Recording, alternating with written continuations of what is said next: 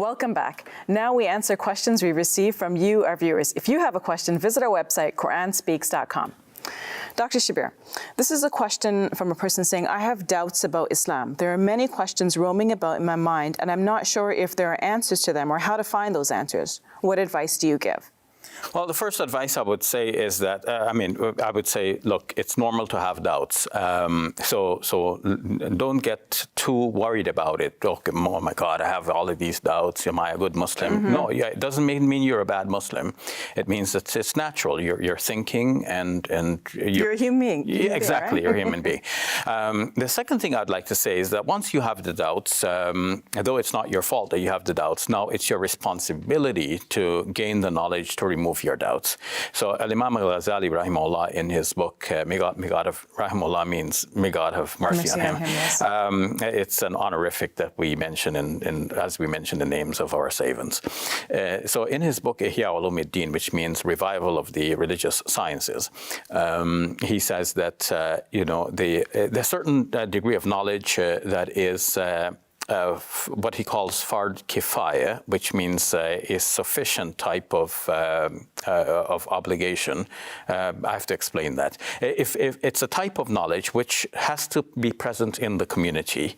If some people have the knowledge, the community has absolved itself of responsibility in that regard. If nobody has the knowledge, then the community is all at fault. Mm-hmm. So that means the community has to make sure that there are some representatives who have this knowledge and they can become the source through which that knowledge is dispensed to the rest of the community. So some reference sources, let's say some imams, some scholars who can guide the community.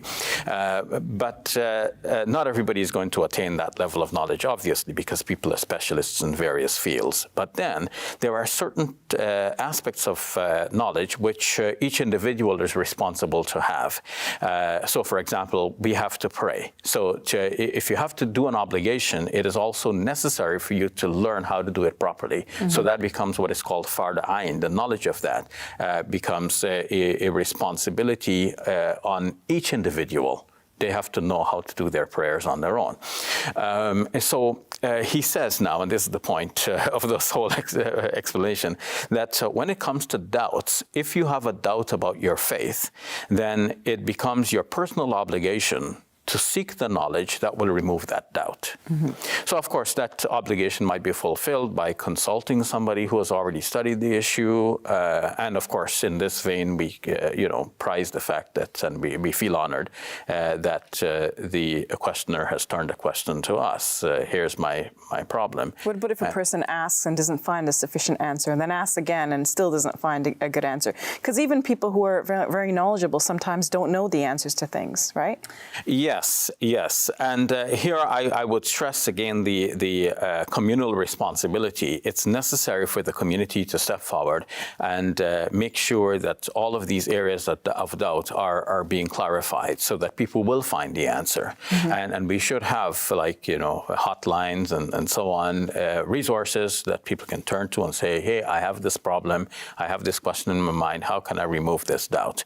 Now, Yaqeen Institute in the United States, under Sheikh Omar Suleiman, has done a lot in this regard. They have published articles and they have done studies about the various areas in which people have expressed doubts about Islam, and they have given the answer, and they have continued to give answers to many of the areas of doubt.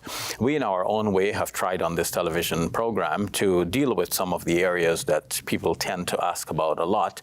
And in fact, we picked up on the Yaqeen Institute study and we did a whole series on doubts people have about Islam and the ways of removing those doubts, and we answered the questions that people generally ask about.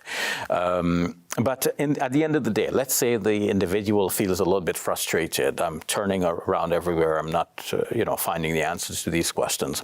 Well, one way of coping with this is to have what is I would refer to as a minimal Islam.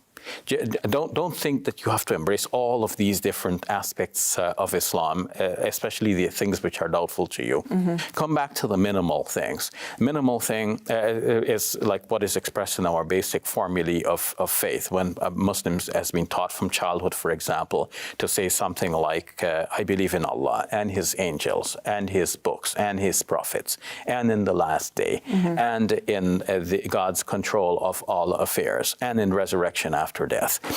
So these 7 items, which can be reduced to 6 if we combine 2 of them, as has been done, these are the very basic presuppositions of our faith. Mm-hmm. So if that's all you can reduce it to, then at least you know I'm a Muslim. These are my central beliefs, and these are not the things that worry me.